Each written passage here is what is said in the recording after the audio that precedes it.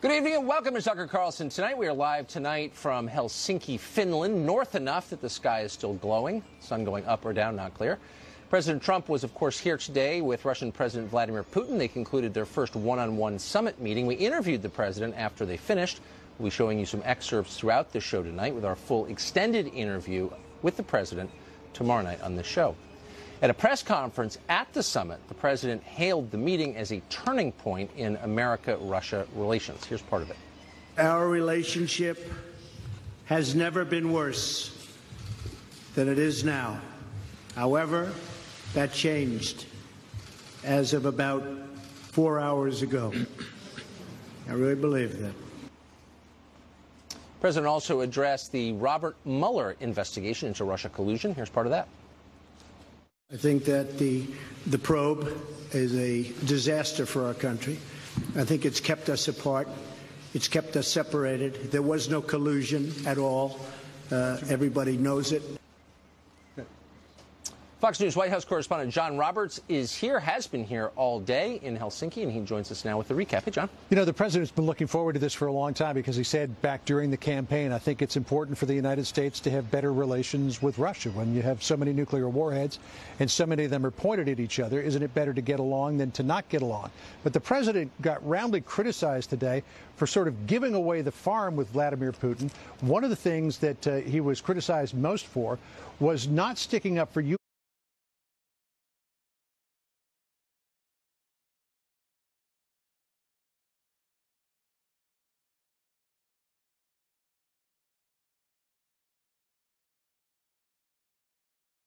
U.S. intelligence when he was asked at that press conference who he believes on Russian meddling.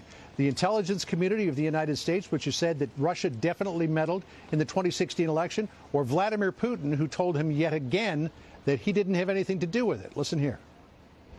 Dan Coates came to me and some others. They said they think it's Russia.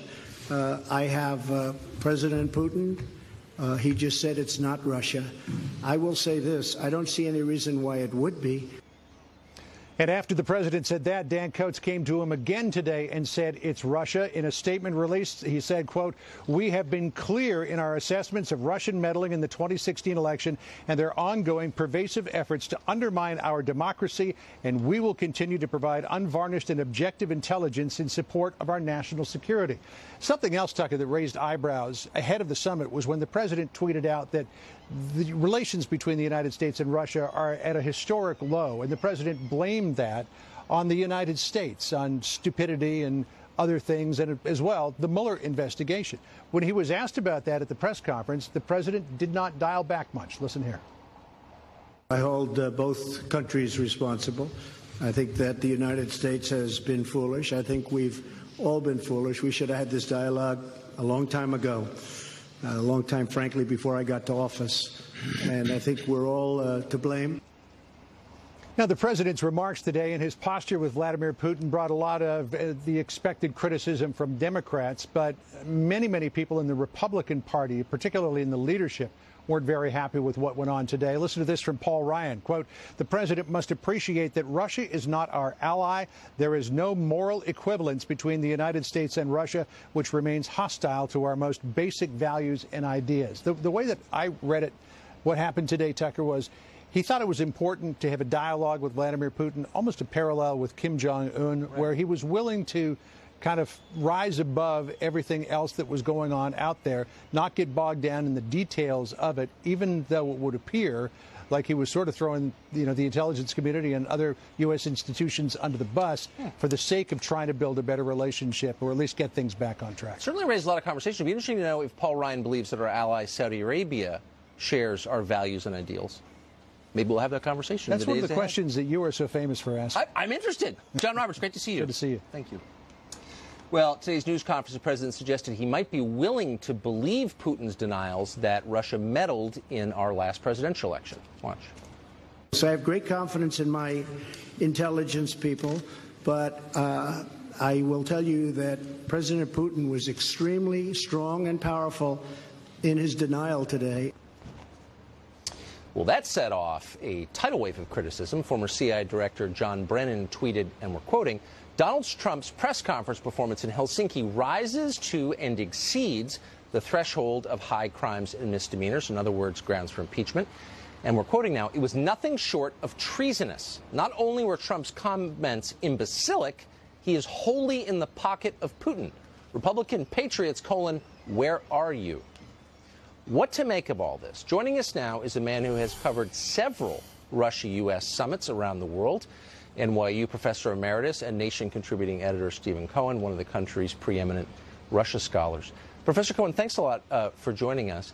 Assess, if you would, the reaction today to this press conference and to the summit between Putin and Trump.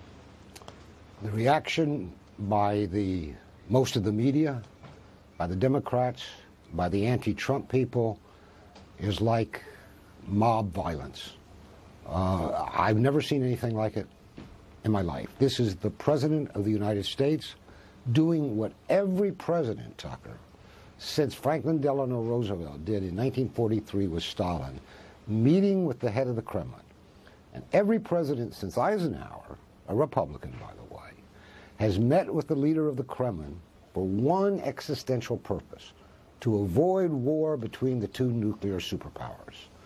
Today, in my considered scholarly long-time judgment, relations between the United States and Russia are more dangerous than they have ever, let me repeat, ever been, including the Cuban Missile Crisis. I want my president to do, I didn't vote for this president, but I want my president to do what every other president has done. Sit with the head of the other nuclear superpower and walk back the conflicts that could lead to war, whether they be in Syria, Ukraine, in the Baltic nations, in these accusations of cyber attacks. Every president has been encouraged to do that and applauded by both parties, not Trump. Look what they did to him today. They held a kangaroo court. They found him guilty. And then you have the former head of the United States CIA, who himself ought to be put under oath and asked about his role in inventing Russiagate, calling the President of the United States treasonous. What have we come to in this country? And what's going to happen in the future? Well, those are questions that adults ought to be discussing, I think. But tell me if my assessment is wrong. It seems almost as if some in our leadership class on both sides, Republicans and Democrats, seek increased conflict with Russia. Do you think that's right? And if it is, why? All right, you've asked a fundamental question. Do they know what they're doing? I don't know. They seem to hate or resent the idea of Trump as president, that they've all lost all sense of American national security. I would ask them a question. If you ever get these people on, ask them this question, for yourself, for me, for the nation. Do you, these people who are hunting Trump, do you prefer trying to impeach Trump to trying to avert war with nuclear Russia? That's the bottom line. And that's where we're at today. Because when I listen to why they denounced the summit, that's what they're doing. Look, and I'm in no way defending Russia about, with which I have no connection whatsoever. And I'm basically agnostic, and I take it as a matter of faith that they seek to influence the U.S. government, undermine our elections. None of that surprises me at all. I just don't understand why Russia uniquely is considered an unacceptable partner for conversation, while at the same time we are happy to have close, intimate relations with Saudi Arabia, for example, the government of China, for example, both more repressive than the government of Russia. I'm missing this. Why the emphasis on Russia? People have written books about this, historians. Why is it that Russia seems to be our wicked witch of the East, when Russia has more in common with the United States? It's a Christian country. It's a big country. It was a frontier country. We were allies during World War II. I mean, Russia, this will upset people, but historically, Russia defeated Nazi Germany in Europe. We defeated the Japanese in the Pacific. We were great allies.